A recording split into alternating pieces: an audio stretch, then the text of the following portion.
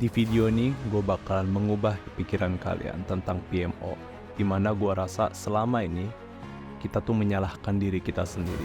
Ketika kita merasa gue benci diri gue, kenapa gue nggak bisa berubah? Kenapa hidup gue gini-gini aja? Bukan kalian yang salah. Tapi gue kepengen memperkenalkan satu ini, dan gue yakin ketika kalian memahami ini, akan mengubah hidup kalian. Dan gue juga berharap kalian bisa menonton sampai akhir, karena fondasi yang bakalan gue bahas itu akan dibagi beberapa bagian. Dan kalau misalnya kalian melewati itu, kalian akan ketinggalan fondasi satu dan keduanya.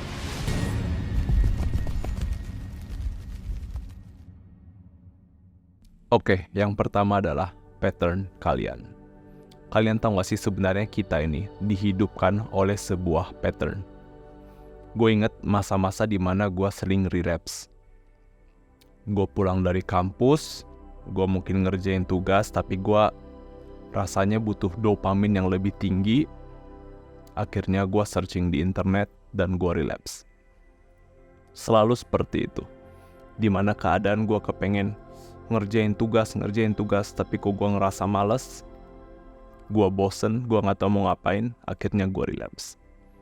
Itu yang selalu menjadi pattern buat gue. Lalu gue juga berada di titik dimana gue sebelum tidur itu harus relapse dulu.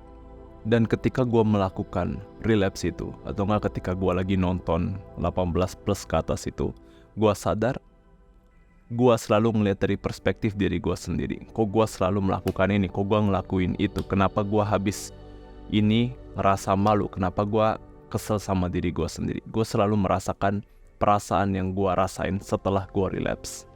Namun sebenarnya yang perlu kita perhatikan adalah coba zoom out lagi, lihat dari perspektif yang jauh lebih besar. Yaitu apa? Pattern kita, habit kita, kebiasaan kita, emotional kita ketika kita nggak tahu harus ngelakuin apa. Oke, gue relapse. Oke, ketika gue lagi nggak bisa tidur, enaknya ngapain? Akhirnya gue relapse. Sadari bahwa habit kalian atau pattern kalian, itulah yang menjadi masalah dari diri kita. Lalu bagaimana cara mengubahnya? Pertama, kenali habit kalian. Habit kalian itu mulai dari kalian scrolling sosial media. Ketika gue lagi gak tahu mau ngapain, ketika gue ngerasa gue bosen nungguin bus contohnya, gue scrolling sosial media. Bagaimana kita berpikir tentang cara menanggulangi rasa bosan kita dilakukan dengan sosial media. Sama juga dengan PMO kita. Ketika gue lagi ngerasa kesel, benci sama orang, gue kesel diejek, dibully atau apapun itu, solusinya apa? Relapse. Kenali itu. Kenali bagaimana kalian memulai sebuah addiction kalian. Setelah itu, kita coba mengubah lebih variasi, tapi menghasilkan dopamin yang mungkin sama. Contohnya, main game. Kalian mungkin akan merasa itu benar-benar tinggi banget. Oke, itu mungkin bisa menjadi substitute buat kalian. Gue ngerasa kita setiap hari itu menjalani kehidupan kita dengan perasaan, oh ya udah, Raven yang gue kenal seperti ini. Dan seakan-akan kita tuh nggak bisa ngelihat bahwa sebenarnya kita tuh bisa diubah. Kita tuh punya kekuatan untuk mengubah diri kita. Pertanyaannya, kita sadar atau enggak? Kita sadar nggak telah dibutakan oleh bad habit kita? Dua hal yang perlu kalian sadari adalah bahwa PMO itu adalah sekedar dopamin. Kalian ketika sadar kita nonton PMO itu hanya karena sekedar dopamin saja, itu bakal mengubah segalanya. Kita membutuhkan suatu hal yang menaikkan dopamin kita. Maka dari itu kita relapse. Pertanyaannya, apa lu mau dikendalikan oleh dopamin itu? Apakah kalian mau hidup kalian menjalani rasa bersalah kalian dengan relapse? Kalian harus sadari bahwa ini merupakan hanya sekedar kebutuhan kita dalam mencari dopamin, hormon dopamin itu.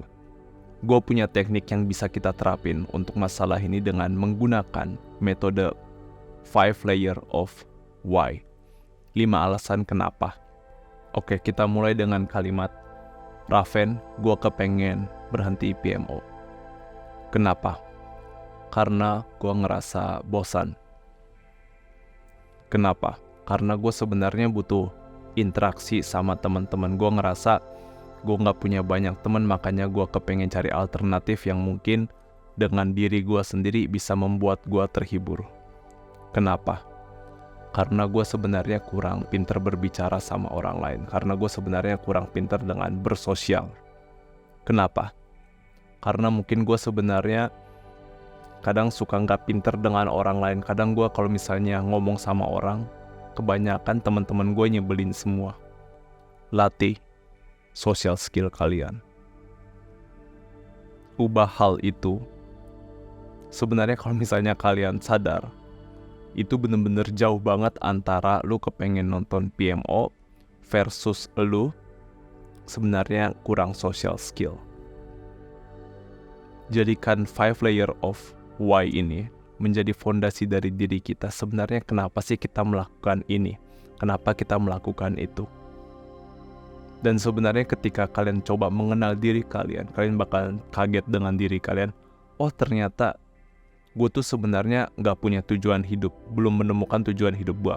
Oh, ternyata gue insecure karena badan gue gemuk.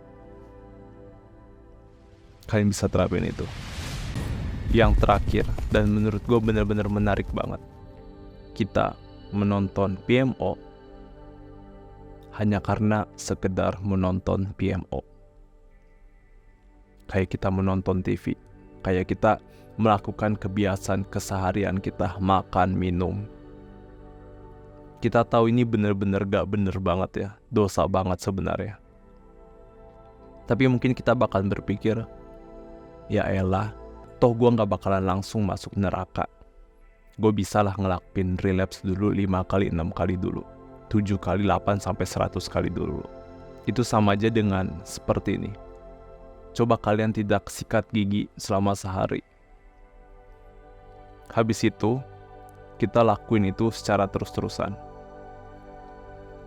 Tanpa disadari, let's say setahun kemudian, gigi kalian bener-bener jelek banget. Pertanyaannya, di hari berapakah gigi kita rusak? Gak bisa dijawab. Kita mungkin gak bisa tahu kapan itu specific day terjadinya gigi kita mengalami kerusakan.